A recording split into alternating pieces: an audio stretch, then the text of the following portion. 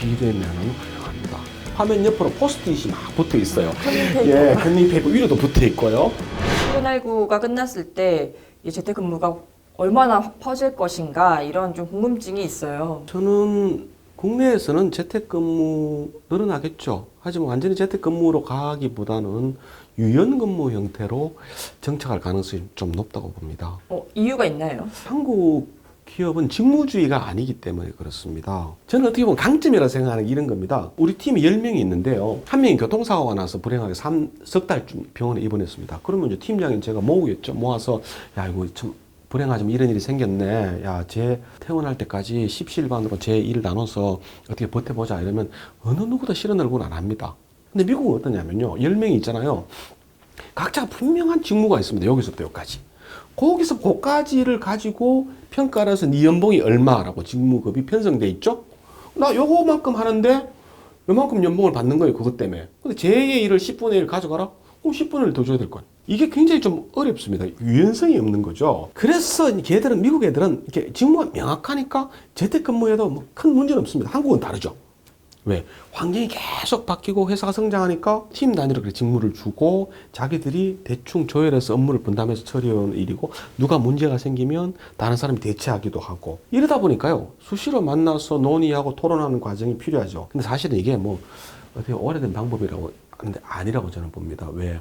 지금처럼 새로운 사건들이 자꾸 생기고 새로운 기술들이 자꾸 생기고 자고 나면 새로운 경쟁사가 생기는 환경이라면 한국적 대응 방식이 훨씬 더 유효성이 높다고 봅니다. 대신에 팀워크가 중요하죠. 그죠? 팀워크가 중요하고 자주 만나서 역할 재정리하고 소통하고 이래야 할 필요가 있죠. 저도 뭐 출장 여러 군데 다녀봤지만 전 세계 어디를 가도 회사에서 팀장한테 너 직원들 좀 데리고 저 앞에 삼겹살집에 가서 삼겹살 시켜놓고 처음처럼 시켜서 애들 먹이고 으쌰으쌰 하라라고 항공비를 정례적으로 주는 기업은 하나도 없습니다. 한국 기업이 왜 이렇게 낭비를 할까요? 낭비가 아니거든요.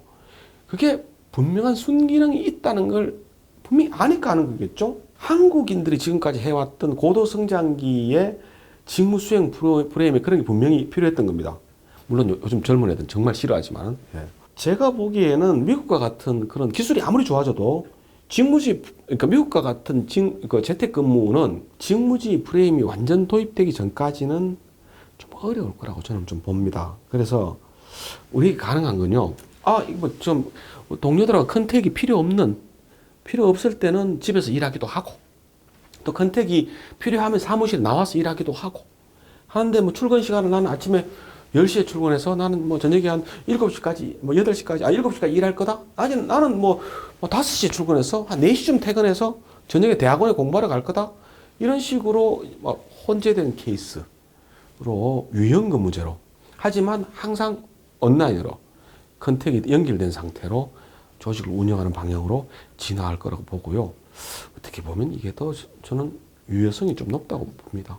롯데그룹도 이번 코로나 위기 때 한 달여 이 재택근무를 실행했잖아요. 했습니다. 예. 그랬을 때 이제 그 성과라고 할까요? 이게 업무 성과가 떨어지는 측면은 없었나요? 성과가 떨어졌다는 걸 측정하기는 좀 어렵죠. 그죠? 너무 짧은 시간. 개수가 나오기는 좀 어렵지만 지난 시간에도 말씀드렸듯이 2,500명 서베이를 했을 때는 크게 어려운 부분은 좀 없었다고 보여지고요. 다만 이제 저희들이 고민할 게 어떤 거냐면 그 하위 직급 실무자들은요. 8시간 하루 일에 7시간은 자기 혼자서 모니터를 보고 일 처리하는 거거든요. 옆에 동료와 커뮤니케이션 하거나 상사와 커뮤니케이션 하는 건 1시간밖에 안 된다고요. 근데 이 팀장이나 임원은 어떻습니까?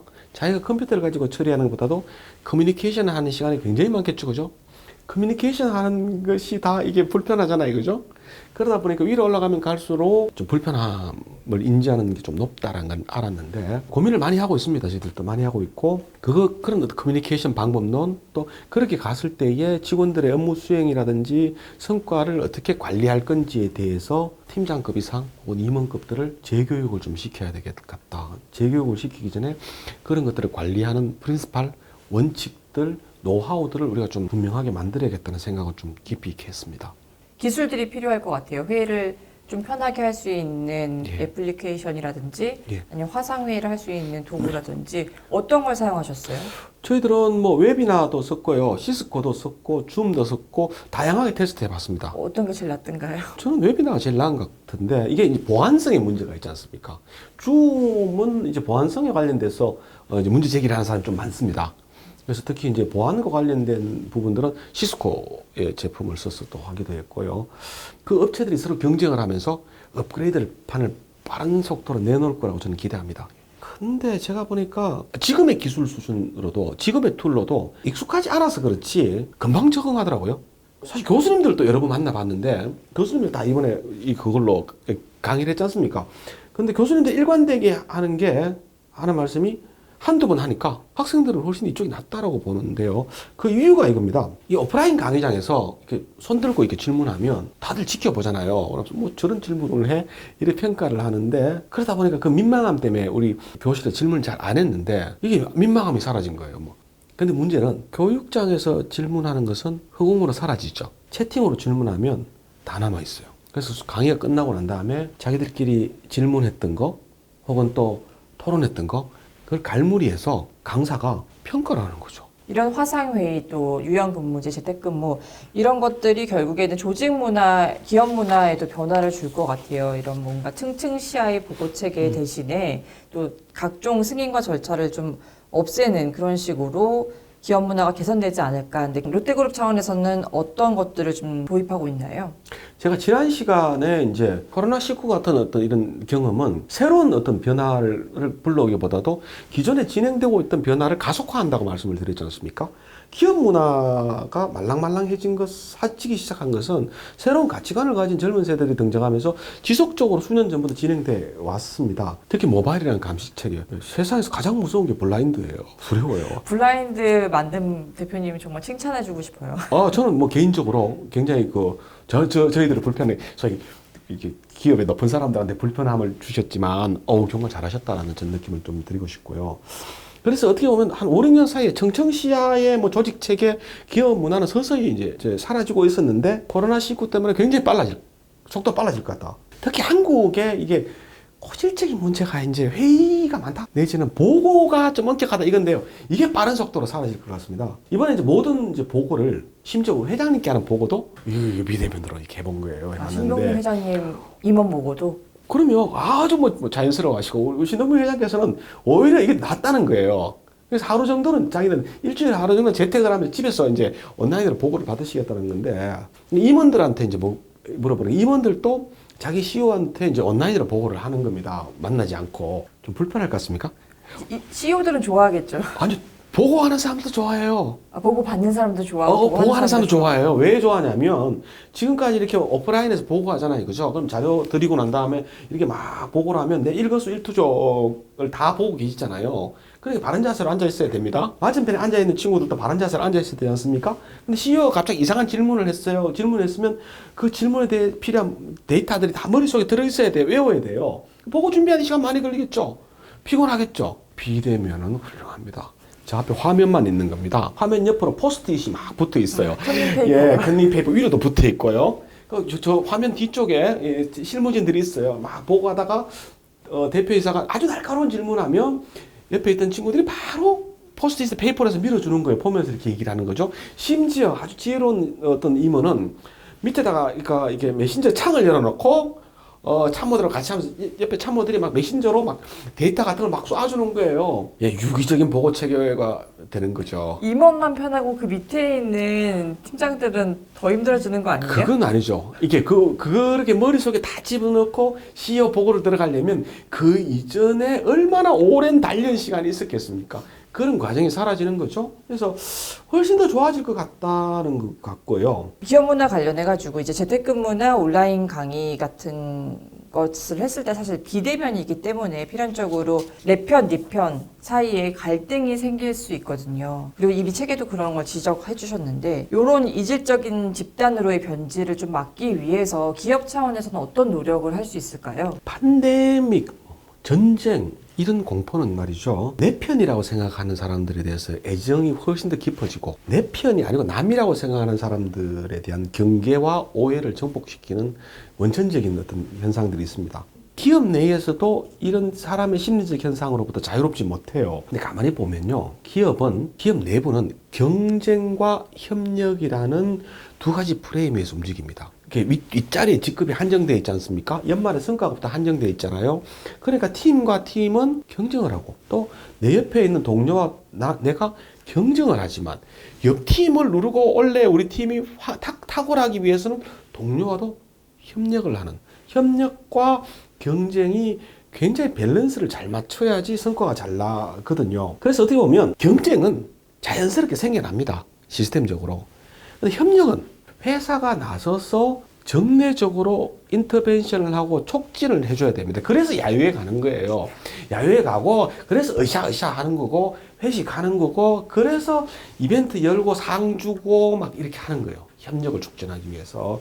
근데 이 협력을 조장하는 과정이 대체로 대면이에요. 대면. 그렇죠. 만나야 돼요. 근데 이렇게 쭉 비대면으로 가면 비대면 어떻습니까? 만나지 못하니까 의도적으로 협력을 촉진하는 기회가 사라집니다. 사실 어떻게 보면 대면 과정은 오프라인에 있으면 화장실 가다가 만나고 점심 가다가 만나고 이러지만 집에서 재택을 하면요 의도적으로 내가 그 친구 불러서 호출해서 화면 띄우고 이야기하지 않으면 만날 수가 없는 거잖아요. 이렇게 되면 회사가 협력을 조장하려는 노력의 성과는 떨어지고 자기 스스로가 계속 자기들끼리 경쟁의 구도는 올라갈 거죠. 그러면 우리 팀, 또 우리 팀 내에서도 자기하고 입맛에 맞는 자기 직급의 사람들끼리 계속 이렇게 이야기를 하면서 소위 소그룹으로 따로따로 나눠지면 경쟁의 레벨은 올라가고 뒷담화가 나오기 시작하고 이러면 이제 혼란해지는 거죠. 저는 뭐 언택트 많이 얘기하시는데 지난 우리 시대의 최고의 창의력 넘치는 사람은 스티브 잡스잖아요. 스티브 잡스가 마지막으로 만드는 게 그 우주선 닮은 신사옥입니다. 그게 5조 원 들어갔대요. 아니 스티브 잡스면 스마트폰 만들어가지고 세상을 다 언택트로 만든 인물인데 왜 그 짓을 5조 원을 했을까요? 그래서 제가 스티브 잡스라고 생각하는데요. 스티브 잡스는 예전에 애플의 945 인테리어도요 아주 이상하게 했습니다. 화장실 배치, 뭐 간식 주는 코너 배치를요 아주 복잡하게 해서 사람들이 자주 다니면서 의도하지 않았던 우연한 만남을 계속 일어나도록 했던 거죠. 잡스는 그걸 알거든요. 사람이 대면에서 오프라인에서 의도하지 않게 자꾸 만나야지 이게 창의성이 생긴다고 보는 겁니다. 그래서 그 새로운 애플 그 새로운 사옥도 그런 구상으로 했죠. 그래서 제가 어떻게 보면 스티브 잡스가 마지막 남긴 창의적 작품이 그거라고 봅니다. 또 하나 이제 저도 한번 꼭 기회가 되면 꼭 가고 싶은 데가 있어요. 그 실리콘밸리 연봉들 엄청나게 많고 엄청나게 천재들이잖아요. 얘네들이 이제 8월 달에 한참 뜨거울 때 되면 죄다 휴가를 내고 그 옆에 이제 네바다가 어마어마한 사막이잖아요. 거기 모여요. 이 버닝맨 페스티벌 들어보셨습니까? 8월 달에 정신 나간 거 아니에요? 8월 달에 사막에 들어가서 일주일 동안 쨍쨍 내리쬐는 햇볕에서 거기는 카드고 현금 안 통해요. 그야말로 원시사회처럼 일주일을 같이 보냅니다. 7만 명 모인대요, 매년. 거기에서 사람들 막 이렇게 사람 만나서 교류하고 이야기하고 아이디어 나누고 여름에요? 40도 50도 올라가는데 그 왜 갈까요? 그게 그런 어떤 우연한 만남 속에서 아이디어와 협업이 생겨나고 창의성이 생겨난다는 것이 실리콘밸리의 7만 명의 참가자들은 너무나 잘하는 겁니다. 창의성이요? 진짜 필요하다고 그러죠. 창의성이 스티브 잡스 머릿속에서 나왔을까요? 저는 아니라고 봅니다. 창의성은 어떤 천재의 머릿속에 있는 것이 아니고요. 정말 호기심 많고 세상을 바꾸어 보고 싶어 하는 두뇌와 두뇌 사이 그 관계 속에서 창의성 나온다고 보거든요. 그럼 어떻게 해야 되겠습니까? 그 두뇌와 두뇌가 우연히 부딪히도록 자꾸 회사는 조장을 해야 되고요. 그렇게 협력 관계를 만들어야 된다라는 게 제 생각이고요. 그러려면 내 집단이 자꾸 뭉치도록 그 안에서 다시 소집단이 또 생겨나도록 하는 것을 방지하기 위해서 계속 개입을 해야죠. 계속 개입해서 협력할 수 있도록 조장할 필요가 있다는 이야기입니다. 마지막으로 앞으로의 시대는 이제 교수나 정치인 같은 권위자의 시대가 아니라 전문가의 시대라고 이제 내다보셨어요. 근데 여기서 말한 전문가가 뭐 의사, 변호사 이런 자격증 있는 사람을 말하는 건 아닐 테고 어떤 사람이 전문가인 거고 어떤 사람이 파워를 갖는 전문가가 될 수 있는 건가요? 사회학의 아버지가 막스 베버인데요. 막스 베버가 이런 한번 정리를 한 적이 있습니다. 이 파워, 우리는 그걸 또 권력이라고 번역을 잘못했는데 파워가 뭐냐면요. 다른 사람을 내 의지대로 움직이는 겁니다. 그 어떻게 보면 부문장이나 본부장, 뭐 팀장은 그런 파워를 가진 사람이겠죠. 그 파워의 원천이 세 가지가 있는데요. 첫 번째는 신성시대 온 전통입니다. 신부님, 목사님, 스님, 나이 많으신 분들, 선생님들. 두 번째는 공식적인 어떤 힘입니다. 자리의 힘. 부문장, 팀장, 대통령, 장관 이런 거고요. 마지막으로는 개인의 카리스마. 이 세 가지인데요. 앞에 말씀드린 두 가지는 이게 사라지기 시작합니다. 사라지기 시작해요. 결국은 개인의 카리스마 이게 점점 중요해진다는 얘기인데요. 선진국이 돼가면 이 파워가 어떻게 바뀌냐? 처음에는 강제적인 파워가 생겨난답니다. 군대, 경찰, 검찰. 그게 이제 선진국이 되면 힘이 빠지는 거예요. 두 번째는 공식적인 지휘가 주는 힘입니다. 결제하고 통제하고. 그것이 조금 내려가면 뭐가 되냐면 보상입니다. 미국이 거기까지 갔잖아요. 평가에서 차등 보상하겠다, 인센티브 주겠다. 이게 이제 파워죠. 그것이 더 지나면요, 전문성의 파워로 옮겨간답니다. 전문성을 가진 사람이 이제 사람을 움직이는 거죠. 이번에 뭐 가장 대표적인 사례 봤지 않습니까? 정은경 본부장. 제가 보니까요, 월스트리트 저널하고 뭐 요미우리에도 다 특집으로 나왔더라고요, 정은경. 재밌는 건 다음 단계인데요. 전문성 다음 단계는 일체감이 주는 파워, 힘이라는 거예요. 일종의 뭐 문화의 힘인데, 우리가 얼떨결에 이번에 뭐 선진국 됐지 않습니까? 맞아요.